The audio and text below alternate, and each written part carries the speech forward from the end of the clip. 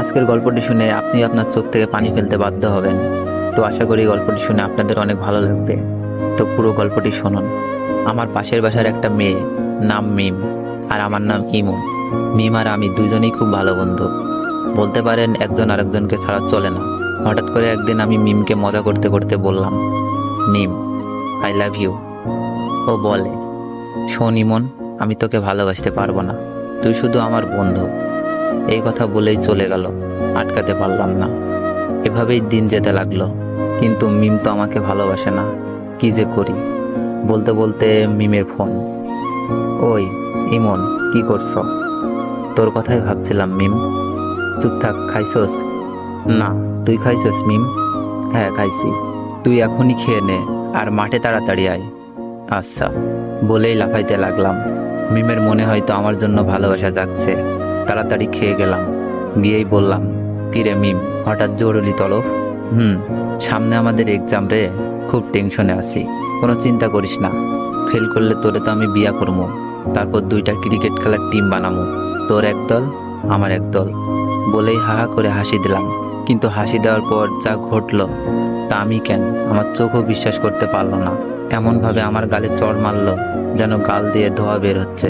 চড়টা মেরেই মিম বলা শুরু করলো, তোকে বন্ধু করে জীবনে বড় ভুল করেছি, আজ থেকে আমাদের বন্ধুত্ব এখানেই শেষ। বলেই চলে গেল। আর আমার চোখ দিয়ে বৃষ্টির মতো পানি পড়ছে। কিছুই বুঝতে পারলাম না, খুব খারাপ লাগছে। শেষমেশ বন্ধুত্বটাও শেষ। কেমন জানি স্বপ্ন স্বপ্ন লাগছে, তাও কিছুই করার নেই। অশ্রু ভরা চোখ আর বুক ভরা কষ্ট নিয়ে বাসায় আসলাম। এসেই শুয়ে পড়লাম। বালিশটাও ভিজে গেছে। পুরনো স্মৃতিগুলো মনে পড়ছে। প্রতিদিন ওকে ফোন দিয়ে ঘুম পাড়ানো, ঘুম থেকে জাগাতাম। দিনে কমপক্ষে 100 বার ফোন আর মেসেজ তো আছেই। সব স্মৃতিগুলো মনে পড়ছে। আমাদের বন্ধুত্ব শেষ হলেও আমি ঠিক আগের মতোই ফোন দিতাম, মেসেজ দিতাম। মিম খুব বিরক্ত ফিল করত, তারপরও কথা বলতে চাইতাম। হঠাৎ একদিন দেখলাম মিম পার্কে বসে এক ছেলের সাথে হেসে হেসে কথা বলছে, যেন কলিজাটা ছিঁড়ে যাচ্ছে। তাই বাসায় এসে পড়লাম। বুকটা ব্যথা করছে, তাই ভাবলাম মিমকে একটা ফোন দিই। অনেকবার কল হওয়ার পর রিসিভ করলো। মিম, বুকে ব্যথা করতেছে। মিম বলল, ব্যথা করা ভালো, এখন আমাকে ডিস্টার্ব করবি না, পরশু আমার এক্সাম। আমি বললাম, আচ্ছা, নাপা খেলে ব্যথা যাবে? হ্যাঁ যাবে, এখন আর ফোন দিস না প্লিজ, কিছুই পড়া হয়নি। আমি বললাম, কয়টা খাবো? তোর যতটা খেতে মন চাই খা, প্লিজ ইমন, আর না। আমি এবার বললাম, লাস্ট একবার, ভালোবাসিস? মিম এবার বলল, ইমন, এইসব কথার কোনো মানেই হয় না, আমরা জাস্ট ফ্রেন্ড। তোর অনুরোধে কিন্তু দ্বিতীয়বার ফ্রেন্ড হয়েছি, তাই যা বলোস ভালো করে বুঝে বলিস। থ্যাঙ্কস মিম, রাখি। ওকে রাখ, আর ভবিষ্যতে এ যেন এমন কথা আর শুনি না। ওকে। ফোনটা কেটে দিলাম। একসময় মিম মেয়েটা সারাক্ষণ আমার খবর নিত, এখন আর নেয় না। আর জিজ্ঞেস করে না কাউকে পছন্দ করিস কিনা, আর আগের মতো কি করতে হবে বলে না। হঠাৎ বুকের ভেতরে আবার চিপ দিয়ে উঠলো। বুকটা চেপে ধরে একটু বিছানায় শুয়ে পড়লাম। খুব কষ্ট হচ্ছে। আবার বিছানা থেকে উঠে আমাকে নাবা খেতে হবে। কয়টা খাবো?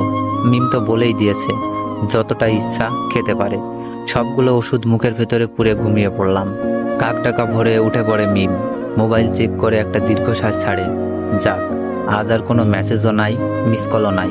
পড়াই মনোযোগী হই। মিম মন দিয়ে পড়তে থাকে। হঠাৎ মনটা যেন কেমন কেমন করছে। তবুও ভালো, ইমন জ্বালাচ্ছে না। ছেলেটার কোনো কমন সেন্সও নাই। যখন তখন ফোন দিয়ে বলে, মিম, এইটা হয়েছে, এখন কি করব?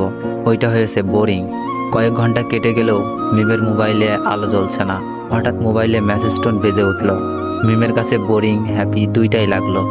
মেসেজ অন করেই হতাশ হয়। রবি সিম কোম্পানির SMS। রবি সিমকে কয়েকশো গালি দেয় সে। ঘড়ির ঘন্টার কাঁটা ক্রমশই বেড়ে চলেছে, কিন্তু একটি বারের জন্য ইমনের মোবাইল থেকে কল আসে না। হঠাৎ মিমের স্মরণ হয় কতদিনের কথা। ইমন বলেছিল, মিম, বুকে ব্যথা। ওর ভুরু যুগল কুঁচকে যায়, মুখটা কালো হয়ে যায়, বুকের ভেতরটা খা খা করে ওঠে। মন থেকে কত রকম ভয় করছে। রাত 9টা। মিম একদম পড়তে পারছে না। বারবার ইমনের কথা মনে পড়ছে। ইমনের মেসেজ তো তার বোরিং লাগতো, কিন্তু সে কেন এখন ইমনের মেসেজ খুঁজতেছে? কিছুই না ভেবে ইমনের নাম্বারে ফোন দেয়। তো গল্পটির সেকেন্ড পার্ট চাইলে বেশি বেশি কমেন্ট করুন, আর ভিডিওটিতে একটু বেশি বেশি কপি লিঙ্ক করে দেন।